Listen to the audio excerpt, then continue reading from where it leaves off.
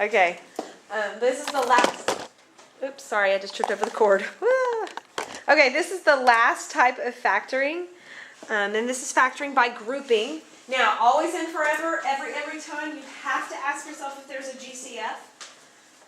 But after that, grouping is very obvious when you're supposed to use it, because you factor by grouping when you have 4 terms. So always and forever ask yourself if there's a GCF. So if I'm looking, oh, by the way, we're back in that factoring packet, which I should probably give you guys a few minutes, because a couple of you, I noticed, your factoring packet is in the folder. So you might want to get that, because not only are you going to use the factoring packet for these notes, and I'm going to give you another worksheet as well to do factoring by grouping, but you also are going to need to complete these practice problems. So, but I'll give you a second. I'm going to give you like 30 seconds. I know y'all have already started moving, so I'm going to give y'all like 30 seconds to go. Those of you who need to get your factoring packet and get it out of the folder.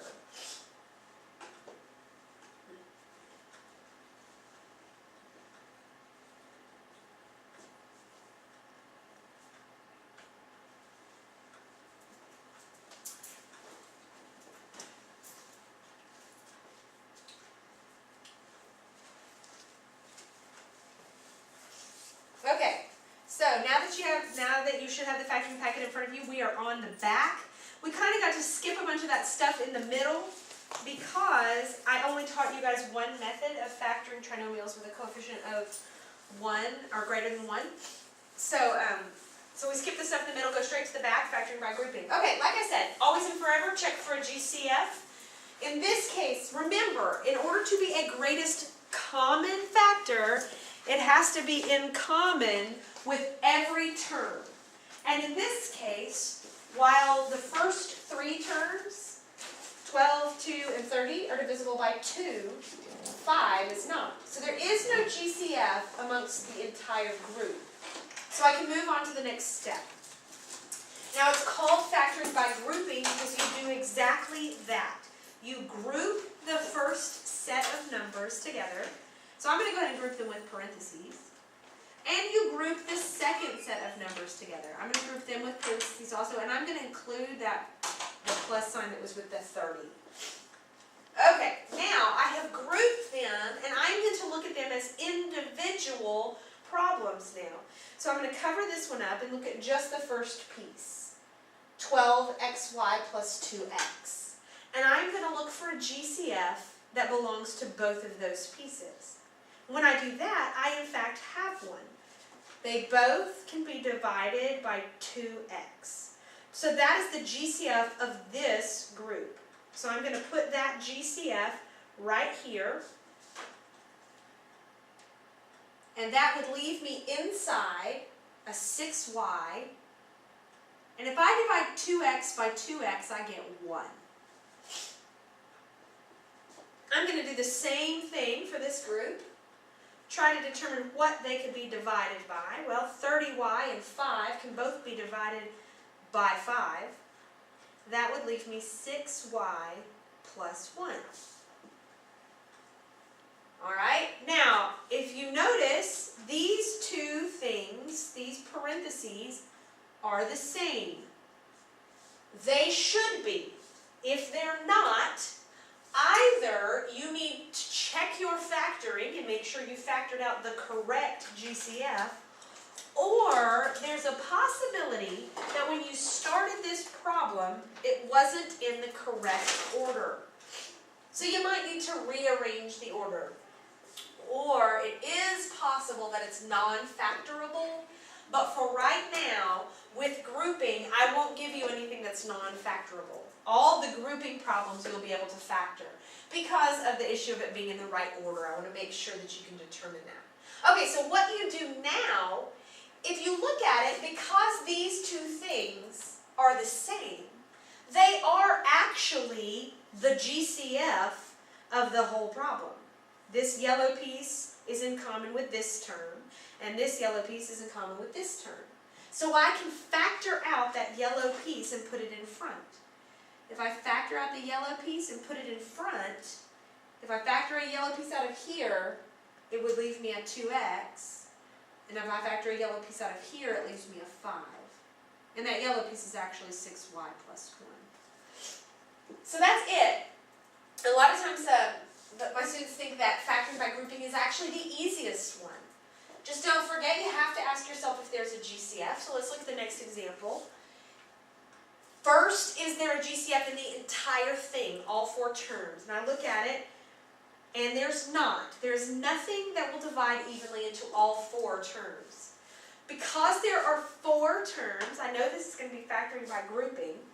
So I go ahead and I group the first set of numbers together and the second set.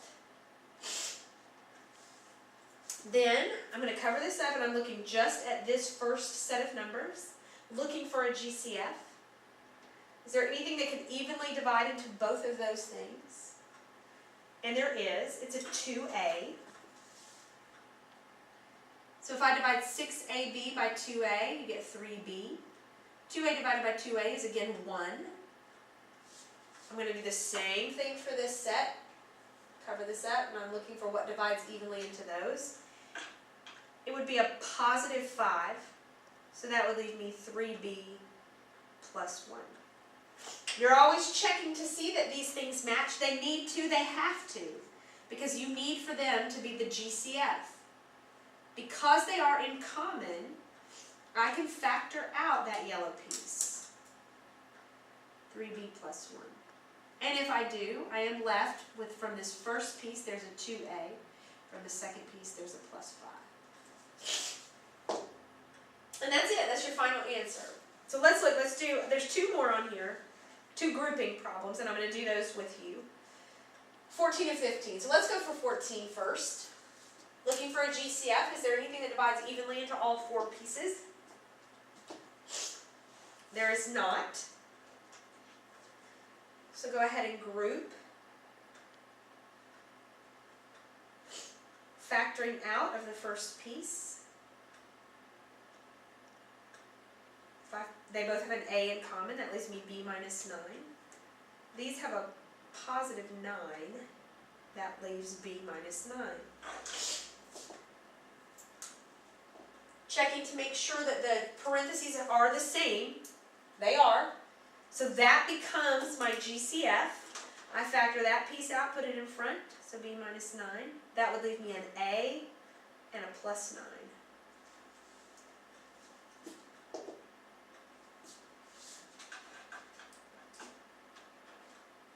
Alright, next, number 15. Checking to see if there's something in common in all 4 terms. There is not. So I'm going to go ahead and group.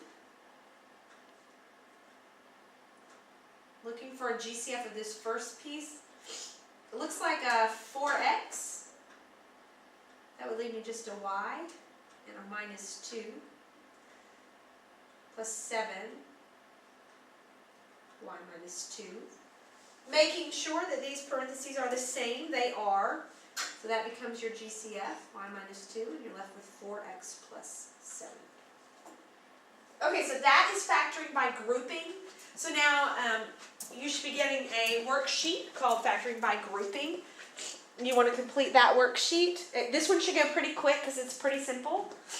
And then you'll also need to do the factoring by grouping that's on the IXL.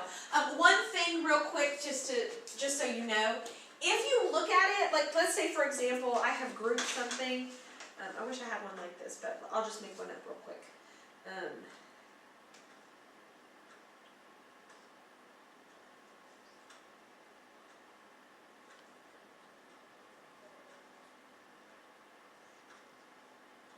Alright, so let's say I hope this one works since I just made it up.